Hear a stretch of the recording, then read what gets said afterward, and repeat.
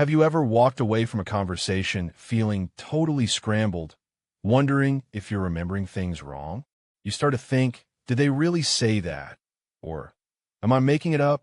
You get that knot in your stomach and tell yourself, maybe I'm just being too sensitive.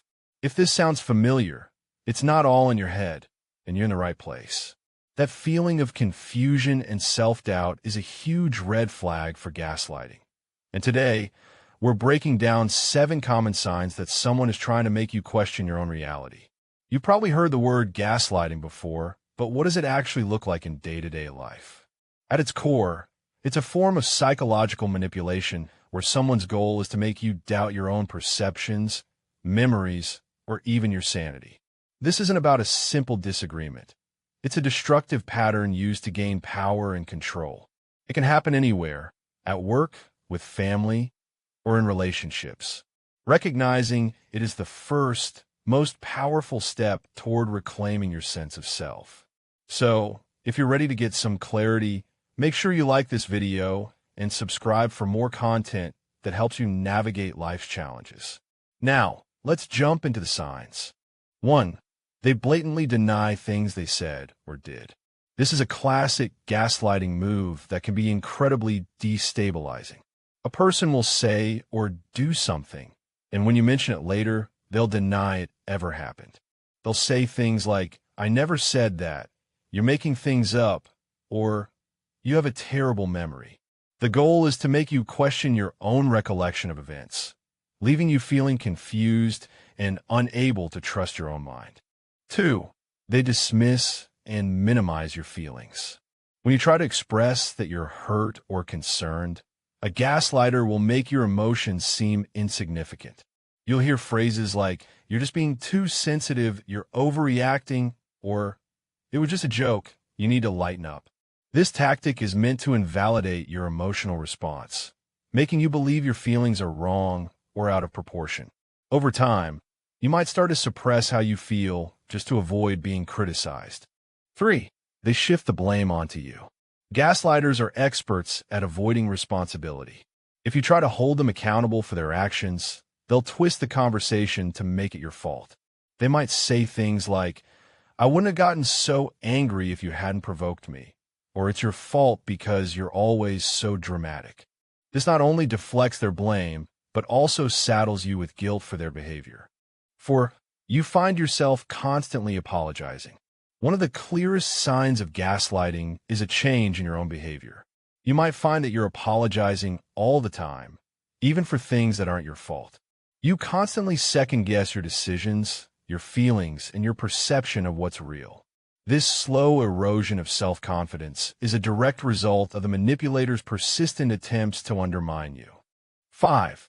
They retell stories to make you look bad. A gaslighter will often retell events with a spin that puts them in a better light and makes you look irrational or unstable. They might conveniently leave out details or change the story to paint themselves as the victim. They might even bring other people into it, saying things like, well, so-and-so agrees with me. You're the only one who sees it that way. This tactic is designed to make you feel isolated and further question your own mind. 6. They try to isolate you. To maintain their control, a gaslighter will often try to drive a wedge between you and your support system, your friends, family, or anyone who might offer you a reality check. They might convince you that your loved ones are a bad influence or create drama to push them away. By isolating you, they make you more dependent on them for your sense of reality, which strengthens their hold over you. 7. They use your love or loyalty against you. This is a really cruel tactic where they weaponize your own feelings for them. They might say, if you really loved me, you wouldn't question this, or I'm only hard on you because I care so much.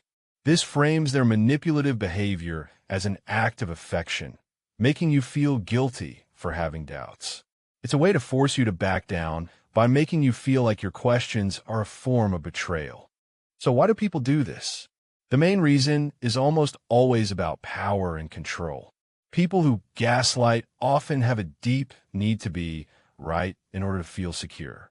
They might be afraid of confrontation, desperate to avoid accountability, or have narcissistic traits that fuel their need for control and admiration.